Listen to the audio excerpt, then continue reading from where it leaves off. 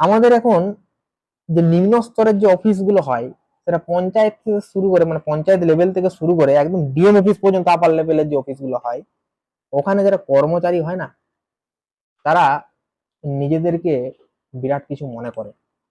মানে তারা নিজেদেরকে এমন কিছু ভাব নেয় যে শুধুমাত্র পড়াশোনাটা তারাই করেছে, চাকরিটা তারাই করে, বাকি সব অমানুষ, বাকি কেউ মানুষ নয়, এটা তারা কিন্তু মনে করে। আবার আপনি যদি তাদের কাছে কিছু কাজ করাতে যান, এক চান্সে তো কোনো মতেই কাজ করে দিতে চাইবে না। তারা সবসময় দেখবেন দুবার, তিনবার, চারবার, কিন্তু পাঁচবারও ঘুরিয়ে দেয়। পাঁচবার পরে অবশ্যই কাজ করে দেবে, কারণ তারা সেই কাজটা করতে বাধ্য, অবশ্যই করে দেবে, কিন্তু পাঁচবার ঘোরানোর পরে আপনাকে করে দেবে। আপনি ওই যে আমি বললাম যে ওই পঞ্চায়েত লেভেল থেকে ডিএম অফিস পর্যন্ত যে সমস্ত অফিসগুলো চলছে, এদের মধ্যে কিন্তু নিজেদেরই একটা কম্পিটিশনে নেমেছে সবাই। কি সেই কম্পিটিশন? না, মানুষকে ঘোরানোর কম্পিটিশন। পঞ্চায়েত যদি বলে আমি তিনবার ঘোরাবো, ব্লক অফিস বলে আমি তোমাকে চারবার ঘোরাবো, ব্লক যদি বলে চারবার ঘোরাবো, মহকুমা অফিস বলে তোমাকে আমি পাঁচবার ঘোরাবো, আর মহকুমা যদি পাঁচবার ঘোরাই, ডিএম অফিস সবার ঘোরাবে। অর্থাৎ মানুষকে ঘোরানো ঘোরানো ঘোরানো, এই যে ঘোরানোর যে মানসিকতা, ঘোরানোর যে কম্পিটিশন, এটা কিন্তু এই অফিসগুলোতে বিশেষ করে বর্তমানে চলছে। ধরুন আমাদের সমাজে একটা এখন নতুন স্কিম চালু হয়েছে, যেটাকে বলে EWS certificate, economical weaker section. এবং এই যে ইকোনমিক্যাল উইকার সেকশন সার্টিফিকেটটা, এটা বানানোর বেশ কিছু ক্রাইটেরিয়া কিন্তু রয়েছে। ক্রাইটেরিয়া গুলো হয়তো আপনারা জানেন, যে তার নাকি 1000 স্কোয়ার ফুটের নিচে বাড়ি থাকতে হবে গ্রামে, তার অ্যানুয়াল ইনকাম যেটা, সেটা অ্যাকচুয়ালি আই থিঙ্ক মনে হয় 5 লাখসের কম হতে হবে, এবং তার যে চাষযোগ্য যে জমিটা, সেটা নাকি 3 বিঘার কম হতে হবে। এরকমই কিছু একটা ক্রাইটেরিয়া কিন্তু রয়েছে। তো সম্ভবত এই ক্রাইটেরিয়া গুলো কিন্তু অনেকের মধ্যে রয়েছে, তা সত্ত্বেও কিন্তু ইডাব্লিউ সার্টিফিকেট পায়নি। কেন পায়নি বলুন তো? কিছু অসৎ ব্যক্তি ওই অফিসগুলোতে কাজ করে বলে। কেন ভাই? এবার বলি যে আমার বাড়ি হচ্ছে রাখাবনে।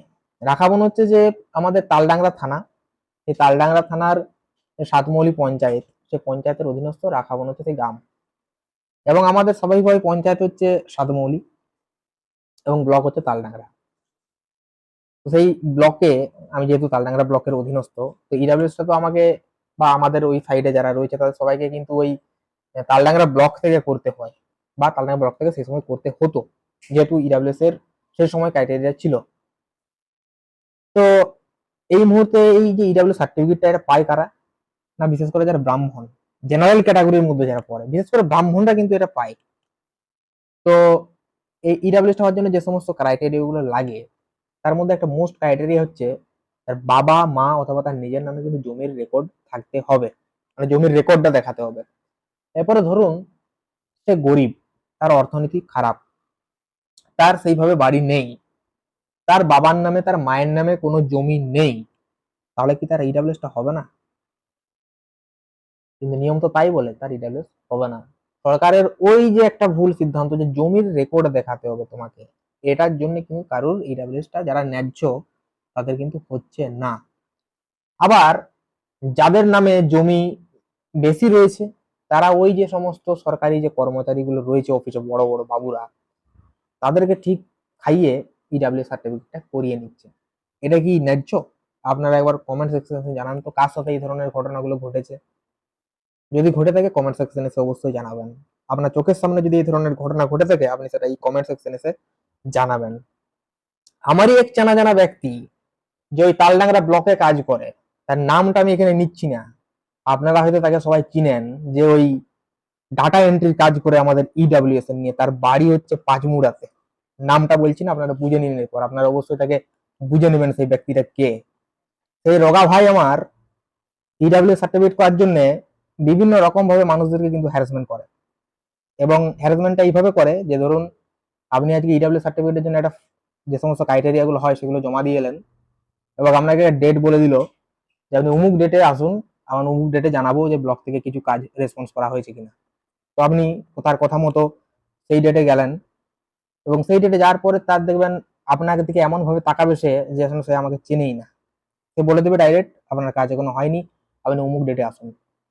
যে ভদ্র সে ব্যাক হয়ে চলে এলো, যে ওই সমস্ত জিনিসকে মানতে পারবে না, অন্যায়কে মানতে পারবে না, সে তার মুখে দু একটা কথা শুনিয়ে দেবে, কিন্তু আলটিমেট কাজ তো হলো না। সে তাকে ওই নেক্সট ডেটই দেবে যে এই নেক্সট ডেটে আপনি আসুন। এরপর সে নেক্সট ডেটে যাবে, নেক্সট ডেটে যাওয়ার পরে সে আবার জিজ্ঞেস করবে যে আমার কাজটা কি হয়েছে। সে বলবে দেখছি, ল্যাপটপ খুলে দেখবে, ল্যাপটপ খুলে দেখার পরে আপনার কাজটা এখনো বিডিও স্যার সাইন করেনি। তো স্বাভাবিকভাবেই যে যাবে ওর কাছে, বলবে যে কেন সাইন করেনি, তখন সে বলবে এটা তো আমার জানার বিষয় নয়, কেন সাইন করেনি, সাইন করেনি, সাইন করেনি, বাস এটুকুই। তাহলে মানুষকে কিভাবে হ্যারাসমেন্ট করা হয়? থার্ড টাইম সে যখন আবার যাবে জিজ্ঞেস করবে যে আমার কাজটা কি হলো, তখন সে বলবে স্যার এটা রিজেক্ট করে দিয়েছে। স্বাভাবিকভাবেই যে ব্যক্তিটা শুনবে যে আমার এটা রিজেক্ট করে দিয়েছে, সে তো আঁতকে উঠবে যে আমার তো সমস্ত ক্রাইটেরিয়া ঠিকঠাক আছে, তা সত্ত্বেও আমারটা কেন রিজেক্ট করলো। কিন্তু আসলে বিডিও স্যার ওটা রিজেক্টই করেনি। কি করে জানেন তো? ওই যে ব্যক্তিটা ওটা কাজ করতো সে ফাইলটা বিডিও সাহেবের কাছে নিয়েই যায়নি, অথচ জানিয়ে দিয়েছে যে তোমার ফাইল রিজেক্ট করে দিয়েছে। তো এইভাবে মানুষকে হ্যারাসমেন্ট করে কিন্তু, বিশেষ করে আমাদের তালডাংরা ব্লকে। অন্যান্য ব্লকে কি করে জানি না, আমাদের তালডাংরা ব্লকে কিন্তু সেটা করে। তারপর যখন আমি ফোর্থ টাইম যাবেন, তখন যার পরে বলবে রিজেক্ট করে দিয়েছে, তুমি আরেকবার ট্রাই করে দেখো, নতুন করে অ্যাপ্লাই করে। যে অ্যাপ্লাই করবে সে তো গেলই, তার টাইমটা আরো যাবে, ওয়েস্ট হয়ে যাবে। কিন্তু যে একটু চালাক হবে সে বিডিও সাহেবের কাছে যাবে, স্যার আমার ফাইলটা কেন রিজেক্ট করেছেন।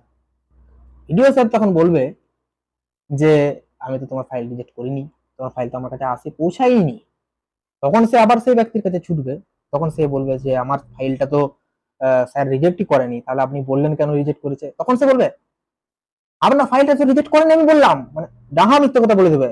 বলবে আপনার ফাইলটা তো রিজেক্টই করেনি আমি বলেছি তো, আপনি মিথ্যে কথা বলছেন, আপনার ফাইলটা বিসিডব্লিউ অফিসার সাইন করেনি। আবার আমাদের বিসিডব্লিউ অফিসারটাকে না, বিসিডব্লিউ অফিসার হচ্ছে ব্লকেই কাজ করে একজন অফিসার, যে ব্যাকওয়ার্ড ক্লাস যে অফিসার হয় তাকে বিসিডব্লিউ অফিসার বলা হয়। সে বলছে সাইন করেনি। এবার যখন বিসিডব্লিউ অফিসারের কাছে যাবেন, সে বলবে তোমার ফাইল তো এখন এন্ট্রি হয়নি, তাহলে আমি কি করে সাইন করবো। তাহলে আবার ভাবুন তো আমরা কোন জায়গায় বসবাস করি, কেউ কারোর কাজ করে দিতে চাইবে না। বিশেষ করে ওই সমস্ত ছোটখাটো যে সমস্ত কম্পিউটার ম্যান গুলো থাকে, তারাই কিন্তু প্রবলেমটা বাঁধায়, এবং তারা প্রবলেম বাঁধায় বলে কিছু ছেলের কিন্তু হওয়া চাকরি হয়নি। যদি সেই লোকগুলো তাদের সেই টাইমে তখন কাজটা করে দিত, তাহলে কিন্তু অনেক ছেলের মুখে হাসি ফুটতো, অনেক ছেলে চাকরি পেত।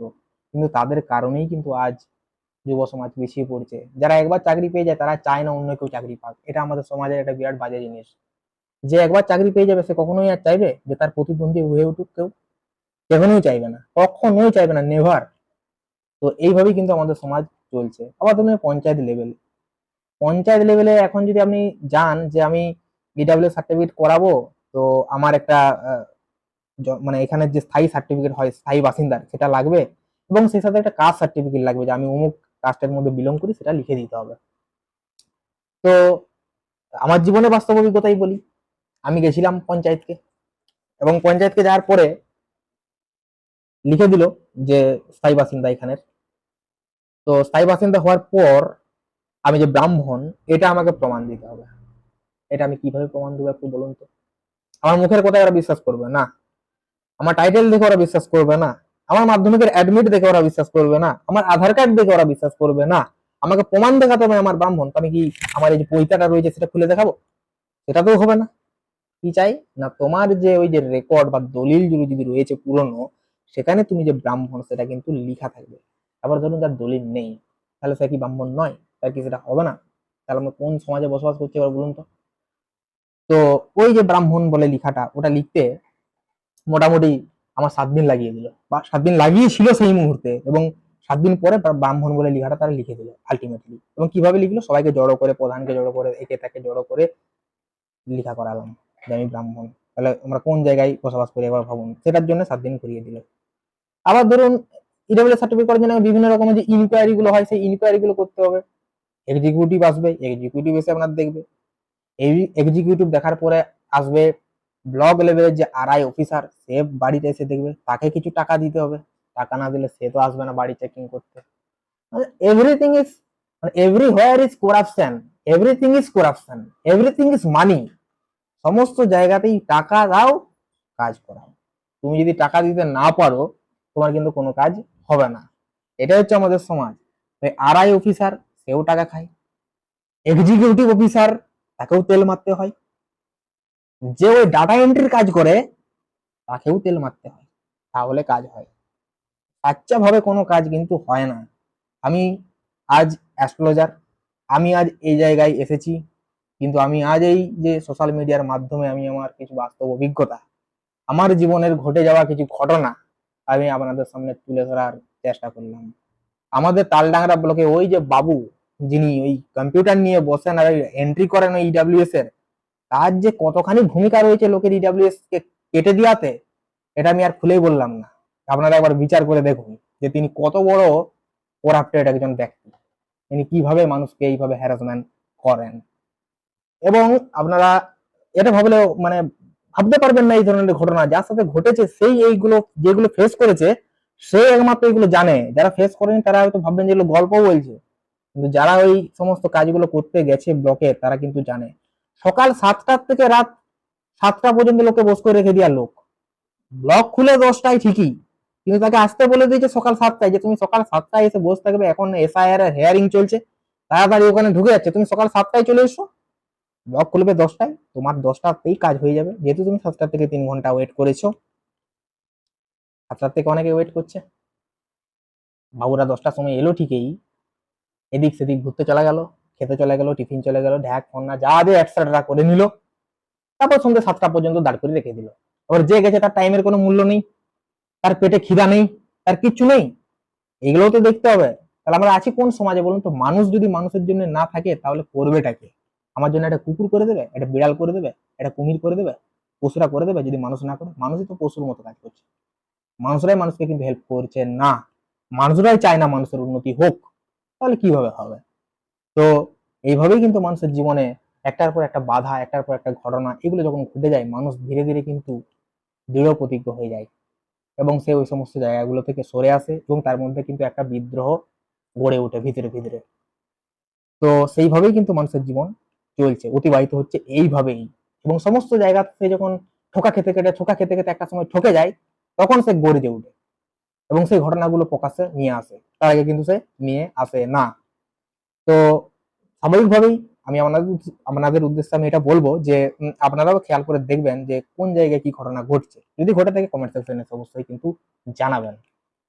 তো এই ছিল আজকের আলোচনা, সঙ্গে থাকুন। নমস্কার।